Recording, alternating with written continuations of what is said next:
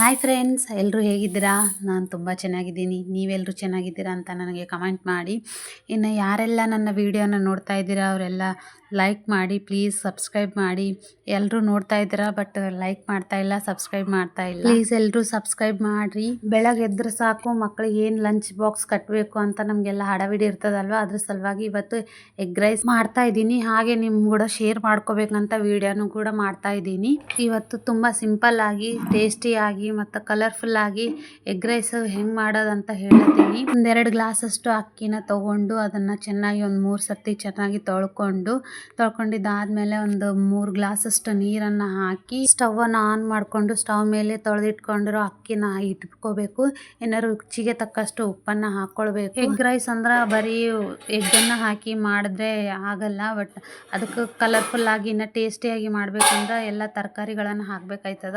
ಅದ್ರ ಸಲುವಾಗಿ ಮೆಣಸಿನ್ಕಾಯಿ, ಕ್ಯಾರೆಟು, ಟಮಾಟ, ಉಳ್ಳಾಗಡ್ಡಿ, ಕೊತ್ತಂಬರಿ, ಕ್ಯಾಪ್ಸಿಕಮ್ ಇದ್ದರೆ ಕ್ಯಾಪ್ಸಿಕಮ್ಮು ಎಲ್ಲವನ್ನು ಚೆನ್ನಾಗಿ ಅಂದರೆ ಬರೀಕ್ ಕಟ್ ಮಾಡ್ಕೊಂಡು ಹಾಕೋದ್ರಿಂದ ಮಕ್ಕಳಿಗೆ ಹೆಲ್ದಿ ಲಂಚ್ ಬಾಕ್ಸು ರೆಡಿ ಆಗುತ್ತೆ. ಹಾಗೆ ಯಾರು ತರಕಾರಿ ತಿನ್ನಲ್ವಲ್ವ ಮಕ್ಕಳು, ಅವರೆಲ್ಲರೂ ಈ ಥರ ಎಗ್ ರೈಸು, ವೆಜಿಟೇಬಲ್ ಪಲಾವು ಆ ಥರ ಮಾಡಿದಾಗ ಎಲ್ಲ ತರಕಾರಿನ ಹಾಕಿ ಮಾಡಿದ್ರೆ ತಿಂತಾರೆ ಮಕ್ಕಳು. ಅವ್ರಿಗೆ ಭೀ ನಾವು ಭೀ ಹೆಲ್ದಿ ಫುಡ್ ಕೊಟ್ಟಪ್ಲೆ ಆಯ್ತದ, ಅವ್ರಿಗೆ ಹೊಟ್ಟೆ ತುಂಬ ತಿಂದಪ್ಲೆ ಆಯ್ತದ. ಅದ್ರ ಸಲುವಾಗಿ ಎಗ್ ರೈಸ್ ಮಾಡುವಾಗ ಕಂಪಲ್ಸರಿ ಎಲ್ಲ ತರಕಾರಿ ಮಿಕ್ಸ್ ತರಕಾರಿಗಳನ್ನು ಹಾಕಿ ಮಾಡೋದ್ರಿಂದ ಅವರಿಗೆಲ್ಲ ಹೆಲ್ದಿ ಫುಡ್ ಕೊಟ್ಟಪ್ಲೆ ಆಗ್ತದ. ನಮ್ಮ ಮನಸ್ಸಿಗೂ ಹೆಲ್ದಿ ಫುಡ್ ತಿಂದಾರ ಮಕ್ಕಳು ಅಂತ ತೃಪ್ತಿನೂ ಆಗ್ತದ. ಅದ್ರ ಸಲುವಾಗಿ ಎಗ್ ರೈಸ್ ಮಾಡುವಾಗ ಎಲ್ಲ ತರಕಾರಿ ಹಾಕಿ ಮಾಡೋದ್ರಿಂದ ತುಂಬ ಟೇಸ್ಟಿಯಾಗಿ ಇರುತ್ತದೆ.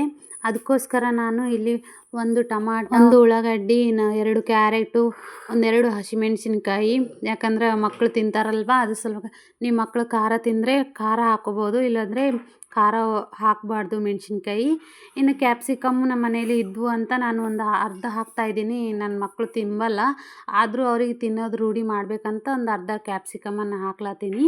ಎಲ್ಲ ತರಕಾರಿನ ಸಣ್ಣದಾಗಿ ಕಟ್ ಮಾಡ್ಕೊಳ್ಳೋದ್ರಿಂದ ಮಕ್ಕಳು ಬೇಡ ಅನ್ನೋದಿಲ್ಲ. ನಾವು ತರಕಾರಿ ಹಾಕಿದ್ದೀವಿ ಅಂತ ಅವ್ರಿಗೆ ಗೊತ್ತೇ ಆಗೋದಿಲ್ಲ. ಅದ್ರ ಸಲುವಾಗಿ ಎಲ್ಲ ತರಕಾರಿನ ಕಟ್ ಮಾಡ್ಕೊಂಡು ಹಾಕೋದ್ರಿಂದ ಹೆಲ್ದಿ ಆಗಿರುತ್ತೆ, ಒಳ್ಳೆ ಟೇಸ್ಟಿಯಾಗಿರುತ್ತೆ ಅಂತ ಎಲ್ಲ ತರಕಾರಿನ ಕಟ್ ಮಾಡಿಕೊಂಡು, ಇನ್ನು ನಾನು ಎಲ್ಲ ತರಕಾರಿ ಕಟ್ ಮಾಡೋವರೆಗೂ ಈ ಕಡೆ ಅನ್ನಕ್ಕೆ ಇಟ್ಟಿದ್ದೆ ಅಲ್ವಾ, ಅನ್ನನೂ ಕೂಡ ಆಗಿತ್ತು. ಬಟ್ ನಾನು ಸ್ವಲ್ಪ ಮೆತ್ತಗೆ ಮಾಡ್ಕೋತೀನಿ, ಯಾಕಂದರೆ ಮಕ್ಕಳು ತಿಂತಾರೆ. ಇನ್ನು ಅವರು ಲಂಚ್ ಬಾಕ್ಸ್ಗೆ ಅಲ್ವಾ, ಅದು ಲಂಚ್ ಟೈಮ್ ತನಕ ಸ್ವಲ್ಪ ಉದುರು ಆಗ್ತದೆ ಅಂತಂದು. ನೀವು ಬೇಕಾದರೆ ಅವಾಗೆ ಮಾಡ್ಕೊಂಡು ಅವಾಗೆ ತಿನ್ನೋದಾದರೆ ಸ್ವಲ್ಪ ಉದುರಾಗೆ ಮಾಡ್ಕೋಬೋದು. ನನ್ನ ಮಕ್ಕಳಿಗೋಸ್ಕರ ಅಂತ ಸ್ವಲ್ಪ ಮೆತ್ತಗೆ ಮಾಡ್ಕೋತಾ ಇದ್ದೀನಿ. ಇನ್ನು ಆರಿದ್ರೆ ಅದು ಕೂಡ ಸ್ವಲ್ಪ ಗಟ್ಟಿನೇ ಆಗುತ್ತೆ, ಅದಕ್ಕೋಸ್ಕರ ನಾನು ಸ್ವಲ್ಪ ಮೆತ್ತಗೆ ಮಾಡೀನಿ. ಅನ್ನ ಆಗಿದ್ಮೇಲೆ ಅದನ್ನು ದೊಡ್ಡ ಪಾತ್ರೆ ಒಳಗೆ ಹಾಕ್ಕೊಂಡು, ಇನ್ನು ಟೈಮ್ ಇದ್ದರೆ ಹಾಗೆ ಆರಿಡ್ಬೋದು, ಇಲ್ಲಾಂದರೆ ಫ್ಯಾನಿನ ಗಾಳಿಗೆ ಆರಿಟ್ಕೋಬೇಕು. ನಾನು ಅದಕ್ಕೋಸ್ಕರ ನಾನೊಂದು ದೊಡ್ಡ ಪಾತ್ರೆಯಲ್ಲಿ ಅನ್ನನ ಹಾಕ್ಕೊಂಡು ಫ್ಯಾನಿನ ಗಾಳಿಗೆ ಆರಿಟ್ಕೊಂಡೀನಿ. ಇನ್ನು ನಾನು ಈ ಕಡೆ ಎಲ್ಲ ಬಗರ್ ಹಾಕೋವರೆಗೂ ಅದು ಆರ್ತದ ಅಂತ ತಿಳ್ಕೊಂಡು ಸ್ಟವ್ ಆನ್ ಮಾಡಿಕೊಂಡು ಸ್ಟವ್ ಮೇಲೆ ಒಂದು ಕಡಾಯಿನ ಇಟ್ಕೊಂಡು, ಕಡಾಯಿ ಕಾಯ್ದ ಮೇಲೆ 2ರಿಂದ 3 ಟೇಬಲ್ ಸ್ಪೂನಷ್ಟು ಆಯಿಲ್ನ ಹಾಕ್ಕೊಂಡು ಅದಕ್ಕೆ ಜೀರಿಗೆ, ಸಾಸಿವೆ ಹಾಕ್ಕೊಂಡು ಚೆನ್ನಾಗಿ ಫ್ರೈ ಮಾಡಿಕೊಂಡು ಉಳ್ಳಾಗಡ್ಡಿ, ಮೆಣಸಿನ್ಕಾಯಿ, ಇನ್ನು ಕ್ಯಾರೆಟು, ಕ್ಯಾಪ್ಸಿಕಮ್ಮು ಎಲ್ಲವನ್ನು ಹಾಕ್ಕೊಂಡು ಸ್ವಲ್ಪ ಹೊತ್ತು ಫ್ರೈ ಮಾಡ್ಕೋಬೇಕು. ಫ್ರೈ ಮಾಡ್ಕೊಂಡಿದ್ದಾದ್ಮೇಲೆ ಅದಕ್ಕೆ ಸ್ವಲ್ಪ ಅರಿಶಿಣ, ಸ್ವಲ್ಪ ಉಪ್ಪು ಹಾಕಿ ಫ್ರೈ ಮಾಡ್ಕೊಳ್ಳೋದ್ರಿಂದ ಸ್ವಲ್ಪ ಬೇಗನೆ ತರಕಾರಿ ಎಲ್ಲ ಮೆತ್ತಗಾಗ್ತವೆ. ಜಾಸ್ತಿ ಏನು ಫ್ರೈ ಮಾಡಬಾರ್ದು, ಯಾಕಂದ್ರೆ ಅದು ತಿನ್ನೋವಾಗ ಪೂರ್ತಿ ಪೇಸ್ಟ್ ಗತ್ತೆ ಆಗ್ತದೆ. ಅದ್ರ ಸಲುವಾಗಿ ಸ್ವಲ್ಪ ಫ್ರೈ ಮಾಡಿಕೊಂಡು ಅದಾದಮೇಲೆ ಇನ್ನು ಟೊಮಟನ ಹಾಕಿ ಒಂದು 5 ನಿಮಿಷ ಇಲ್ಲ 2 ನಿಮಿಷ ಅಷ್ಟು ಮುಚ್ಚಿಟ್ಕೋಬೇಕು. ಮುಚ್ಚಿಟ್ಟಿದ್ದಾದ್ಮೇಲೆ ತೆಗೆದು ಓಪನ್ ಮಾಡಿ ನೋಡಿ, ಅದಕ್ಕೂ ಸ್ವಲ್ಪ ಖಾರ ಹಾಕ್ಬೋದು. ಆಲ್ರೆಡಿ ಮೆಣಸಿನ್ಕಾಯಿ ಹಾಕಿರ್ತೀವಿ, ಆದರೂ ಸ್ವಲ್ಪ ಖಾರ ಹಾಕಿದ್ರೆ ಇನ್ನು ಟೇಸ್ಟ್ ಬರ್ತದೆ ಅಂತಂದು ಖಾರ ಹಾಕ್ಬೋದು.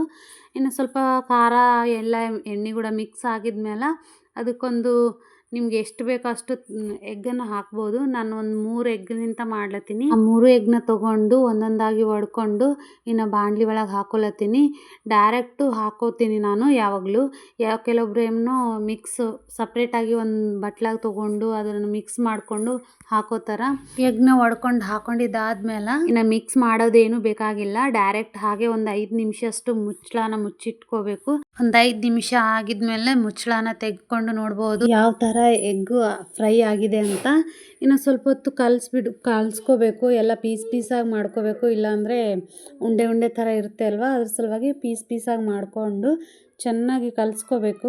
ಬೇಕಾದರೆ ಟೇಸ್ಟ್ ಮಾಡ್ಬೋದು, ಬೇಡ ಅಂದರೆ ಇನ್ನು ಮಾಡಿಟ್ಕೊಂಡಿರೋ ಅನ್ನ ಇರುತ್ತೆ ಅಲ್ವಾ, ಅದನ್ನು ತೊಗೊಂಡು ಚೆನ್ನಾಗಿ ಒಂದು ಸರ್ತಿ ಕೈಲಿಂದ ಉಂಡೆ ಇರೋದನ್ನೆಲ್ಲ ಬಿಡಿಸ್ಕೋಬೇಕು.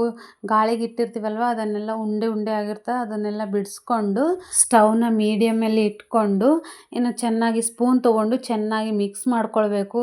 ಸ್ವಲ್ಪ ಅನ್ನ ಆ ಕಡೆ ಈ ಕಡೆ ಆಗುತ್ತೆ, ಯಾಕಂದರೆ ಸ್ವಲ್ಪ ಜಾಸ್ತಿನೇ ತೊಗೊಂಡಿದ್ದೆ ನಾನು, ಅದಕ್ಕೋಸ್ಕರ ಇನ್ನು ಚೆನ್ನಾಗಿ ಮಿಕ್ಸ್ ಮಾಡ್ಕೋಬೇಕು. ಮೇನ್ ಮಿಕ್ಸ್ ಮಾಡ್ಕೊಂಬೋದ್ರಾಗೆ ಇರುತ್ತೆ, ಯಾಕಂದ್ರೆ ಕೆಳಗೆ ಬಗರ್ ಹೊಡೆದಿದ್ದು ಮಸಾಲೆ ಎಲ್ಲ ಕೆಳಗೆ ಕುಂತಿರ್ತದ, ಇಲ್ಲ ತರಕಾರಿ ಕುಂತಿರ್ತದ, ಅದೆಲ್ಲ ಮ್ಯಾಗ ಬರೋ ತನಕ ಚೆನ್ನಾಗಿ ಮಿಕ್ಸ್ ಮಾಡಿಕೊಂಡ್ರೆ ಸ್ಟವ್ನ ಹೈ ಫ್ಲೇಮಲ್ಲಿ ಇಟ್ಕೊಂಡು ಸ್ವಲ್ಪ ಹೊತ್ತು ಫ್ರೈ ಮಾಡ್ಕೋಬೇಕು. ಫ್ರೈ ಮಾಡ್ಕೊಂಡಿದ್ದಾದಮೇಲೆ ಅದಕ್ಕೆ ಸ್ವಲ್ಪ ಕೊತ್ತಂಬರಿನ ಕಟ್ ಮಾಡ್ಕೊಂಡು ಹಾಕ್ಕೊಳ್ಳೋದ್ರಿಂದ ತುಂಬ ಟೇಸ್ಟಿಯಾಗೂ ಬರುತ್ತೆ. ಸ್ವಲ್ಪ ಕೊತ್ತಂಬರಿ ಎಲ್ಲ ಹಾಕ್ಕೊಂಡು ಚೆನ್ನಾಗಿ ಮಿಕ್ಸ್ ಮಾಡಿಕೊಂಡ್ರೆ ಮಕ್ಕಳು ಹೊಟ್ಟೆ ತುಂಬ ತಿಂತಾರೆ. ಇನ್ನು ಅವರಿಗೆ ಕೊಟ್ಟಿದ್ವಿ ಅಂತ ನಮಗೂ ತೃಪ್ತಿ ಇರುತ್ತೆ.